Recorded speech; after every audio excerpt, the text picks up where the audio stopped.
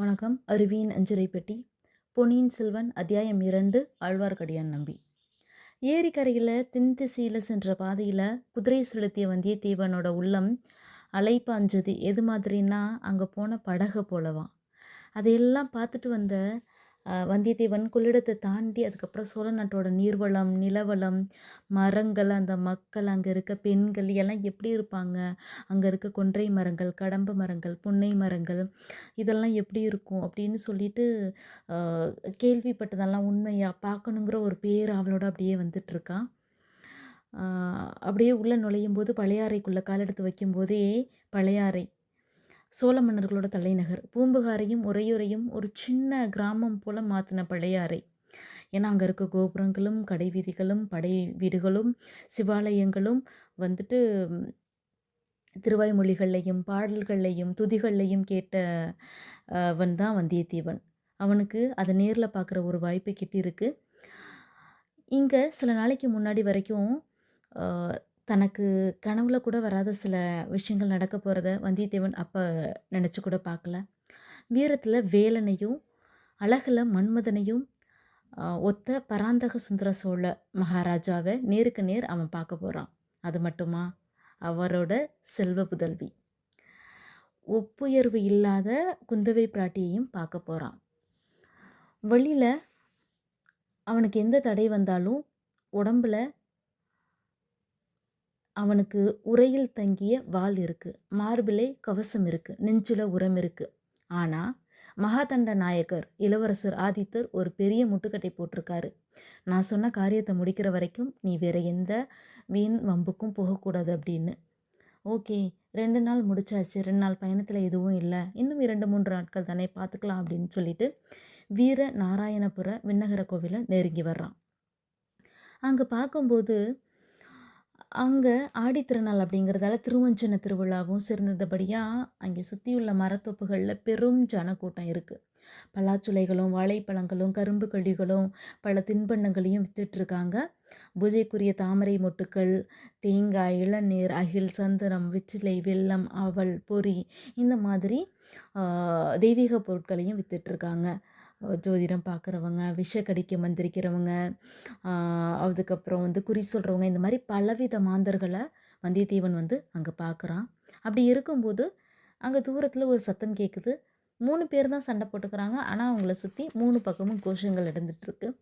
யார் அப்படின்னு பார்த்தீங்கன்னா, மூவரில் ஒருத்தர் உடம்பெல்லாம் சந்தனம் பூசிட்டு தலையில் குடுமி வச்சுட்டு வைஷ்ணவ பக்த சிகாமணி, குட்டையாகவும் கட்டையாகவும் இருக்கார்.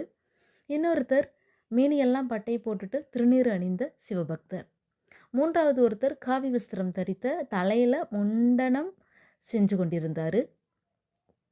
அவர் வைஷ்ணவரும் இல்லை, சைவரும் இல்லை, 2யும் கடந்தவரான அத்வைத வேதாந்தி அப்படின்னு தெரிய வருது. 3 பேருக்கும் இடையில் சண்டை. சைவம் பெருசா, வைணவம் பெருசா, இல்லை அத்வைத வேதாந்தம் பெருசா அப்படின்னு சொல்லி 3 பேரும் சண்டை போட்டுக்கிறாங்க. இந்த 2 பேரையுமே முதல்ல அந்த அத்வைத வேதாந்திய ஆழ்வார்க்கடியான் நம்பி அவர்கள் தன்னோட வாதத்தில் அடித்து துரத்திடுறாரு. இதுக்கப்புறம் சிவபக்தரும் நம்ம நம்பியவர்களும் இருக்கும்போது இந்த சண்டை வளர்ந்துட்டே போகிறத எப்படியாவது தடுத்து நிறுத்தணும் அப்படின்னு சொல்லிட்டு வந்தியத்தேவன் மக்கள்கிட்ட இவங்க 2 பேரையுமே நம்மளை மூடர்களாக பார்க்குறாங்க, சிவனும் ஹரியும் ஒன்று அப்படின்னு சொல்லி இவங்க மேலே மண்ணள்ளி போடுங்க அப்படின்னு சொல்லி மக்களை அவங்க பக்கம் திசை திருப்பி விடுறான். இதெல்லாம் ஒரு பக்கம் நடந்துட்டு இருக்கும்போது தூரத்தில் ஒரு பெரிய சலசலப்பு கேட்குது.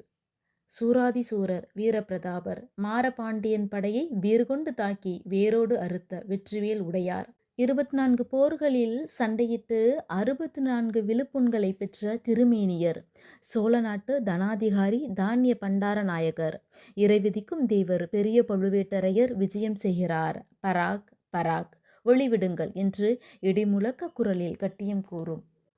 வீரனை குரல் வந்த திசையை நோக்கி வந்தியத்தேவன் பார்க்குறான். ஏன் அப்படின்னா, அவனோட நீண்ட கால கனவான பழுவேட்டரையரை வர்றாருன்னு சொல்லி கட்டியம் சொல்கிறாங்க. அவங்களுக்கு பின்னாடி அலங்கரித்த யானையில் ஆஜானு பாகுவா கரிய திருமேனியர் ஒருவர் வர்றாரு. யானையோட மேலே உட்காந்துருக்காரு அந்த வீரர். ஒரு மாமலை சிகரத்தின் மீது கரிய கொண்டல் ஒன்று இருக்கிறது மாதிரி அவர் இருக்க காட்சி இருந்துச்சான்.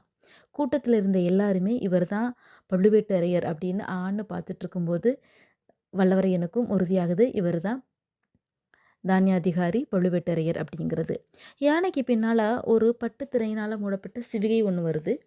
அதுக்குள்ளே இருக்கிறது யார் அப்படின்னு வல்லவரையன் சிந்திக்கிறதுக்கு முன்னாடியே நல்ல சிவந்த விரல்களை உடைய ஒரு கை வந்து அந்த திரையை விளக்குது. அந்த பெண்ணோட முகம் பார்க்குறதுக்கு பூரண சந்திரன் போல் இருக்கான். பூரண சந்திரன் மேகத்தை விளக்கிக்கிட்டு பார்க்குறது போல் இருந்துச்சான். அந்த பொண்ணோட முகம் பிரகாசமாக இருந்தாலும் வந்தியத்தேவனுக்கு அதில் ஒரு சந்தோஷம் வரலை. ஏதோ ஒரு பயமும் அருவருப்பும் வருது. ஏன்னே அவனுக்கு தெரியல. அந்த பெண் வந்தியத்தேவனை சற்று தள்ளி பெண்ணை எதையோ பார்த்துட்டு க்ரீச்சுன்னு சத்தம் போட்டுட்டு சிவிகையை மூடிடுறா.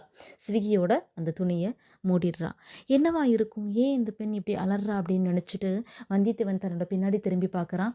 அங்கே ஒரு மரத்தோரமாக ஒரு மாதிரி விகாரமான முகத்தை வச்சுட்டு ஒரு மரத்து மேலே சாஞ்சு நிற்கிறது யாருன்னா சாட்சாத் நம்ம ஆழ்வார்க்கடியான் தான். வந்தியத்தேவனுக்கு ஒரே குழப்பமாக இருக்குது. அடுத்த பதிவில் பார்க்கலாம்.